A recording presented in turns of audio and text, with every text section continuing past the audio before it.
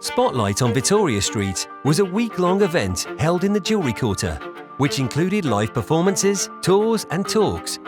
As part of this, University of Birmingham Drama and Theatre Arts students performed Moving Parts, a site-specific performance piece, which involves students planning and rehearsing a walkabout performance in the Jewellery Quarter. As a site-specific performance, inspiration for the drama came from the buildings themselves. Students looked through a wealth of research material relating to the buildings, including oral testimonies, found objects and found text. They then incorporated this research into their performance in order to bring the past to life. Site-specific theatre is basically using the site as your main influence in performance. So you go to the site and devise within it rather than coming in with any preconceived narrative or ideas. It all comes from the site itself. It's not like I've decided to, write a play and put it on stage somewhere that's completely divorced from where it actually happened. It's what actual people did in the actual places that they did it in. I think that's where a lot of the power comes from. I definitely feel inspired by the history here. It's been really exciting because we've been able to read a lot of research. So you're hearing text from people who actually worked in the factory, or you're seeing somebody do something that actually would have happened here. And I just think it adds another level of excitement to everything. The scripting process was quite challenging because we decided to just use found text from, say, interviews of ex-Jewellery Quarter workers or text we'd found around the site. A smart tap on a triplet to make it look so neat. A little buff and polish to make it shine and glisten. The music of gentle tapping.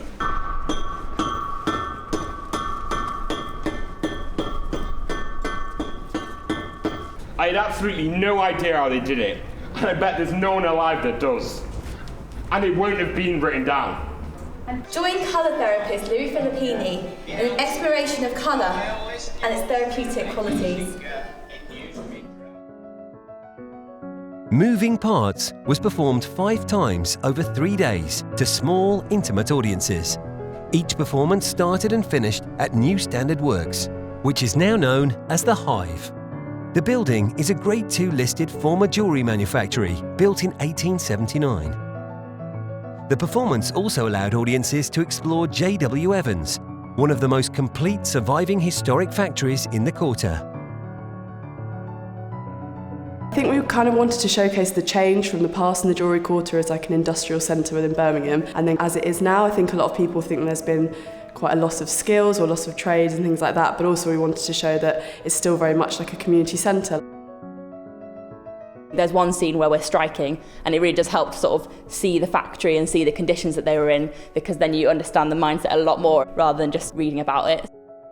We want a 17% pay rise, a 4% increase in holiday pay, a 17% increase in sick pay. Can we vote on it? I didn't know what they were on about. People decided to put their hands up. I just copied the bloke I work with and put my hand up too. And there was strike.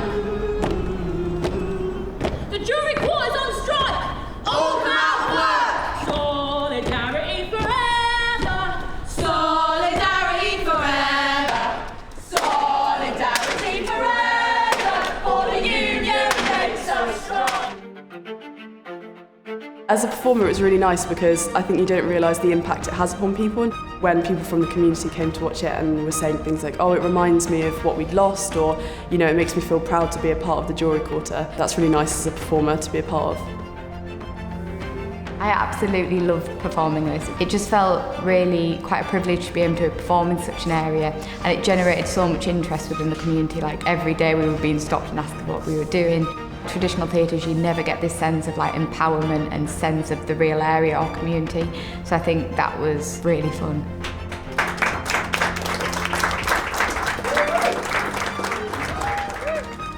There's a rich heritage to explore in the Jewellery Quarter and dozens of hidden stories waiting to be heard.